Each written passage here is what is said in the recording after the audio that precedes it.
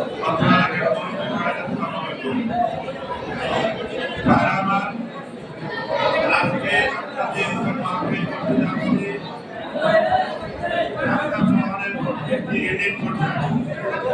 এটা আমাদের যে চেয়ারম্যানের নির্দেশে এই পর্যায়ে আমাদের ইফতার মাহফিলের আয়োজন করা উদ্দেশ্য হল দীর্ঘ 17 বছর আমরা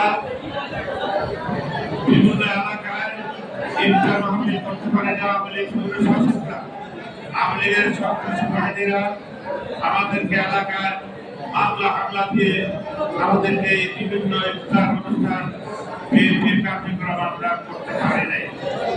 এই পরিপ্রেক্ষিতে দেশ নায়ক তারেক রহমান আগামী ডিসেম্বর নির্বাচনকে সামনে রেখে আমরা যাতে জনগণকে সম্পৃক্ত করে যে কর্মসূচি পালন করি এবং ইফতার মাহফিল আমরা জনগণের কাছে কাছে গিয়ে ইউনিট পর্যায়ে কেন্দ্রভিত্তিক পর্যন্ত আমরা ইফতার মাহফিল করতে পারি জনগণের সাথে নিয়ে।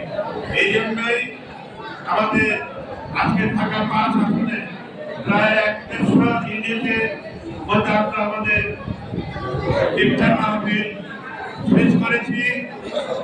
আজকে মহারামার আমি বেশি কিছু বলবো না। আপনারা ইনশাল্লাহ আগামী নির্বাচনে বিএনপি ক্ষমতা আসবে এবং দেশ নায়ক তারেক রহমানের দেশের প্রধানমন্ত্রী হবেন।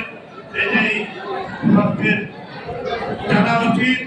আওয়ামী লীগ আর এই দেশে আর 100 বছর ক্ষমতা আসতে পারবে। আপনার নির্বাচনের জন্য প্রস্তুত হয়ে যান। প্রতিটি পাড়া মহল্লা ঈদের পর থেকে আপনারা নির্বাচনী কার্যক্রম আপনারা শুরু করবেন। এলাকায় গত 18 সালে আমি এলাকা থেকে তাদের সম্মান পায় নমিনেশন পেয়েছিলাম। সেই পূর্ব মুহূর্তেই আপনারা আমাকে 70,000 ভোট দিয়েছে। ইনশাল্লাহ আগামী নির্বাচনে আমি 3 লক্ষের উপরে ভোট পেয়ে জয়যুক্ত হব ইনশাল্লাহ।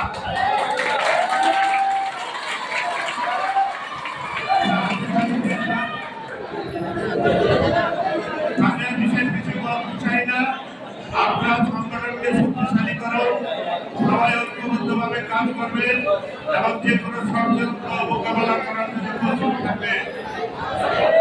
আমাদের এই অঞ্চল থেকে যিনি সরকারের পতন হয়েছে কাজে আমরা গর্ব যে আপনার স্বৈরাচারী সরকার এই ঢাকা প্রবেশ পথ এই ঢাকার গেট থেকে যে কোনো স্বৈরাচারী সরকারের পতন হয় এটা গত বছর হয়েছে। সবাইকে আমি ধন্যবাদ জানিয়ে আমি আমার বক্তব্য শেষ করছি। শহীদ জিয়া মরহুম, খালেদা জিয়া জিন্দাবাদ, তারেক রহমান জিন্দাবাদ। আসসালামু আলাইকুম।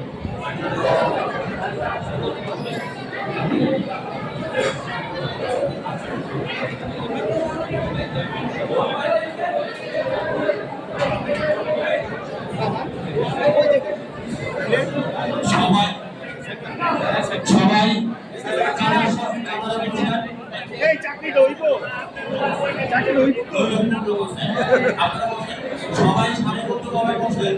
সবাইকে সারিবদ্ধ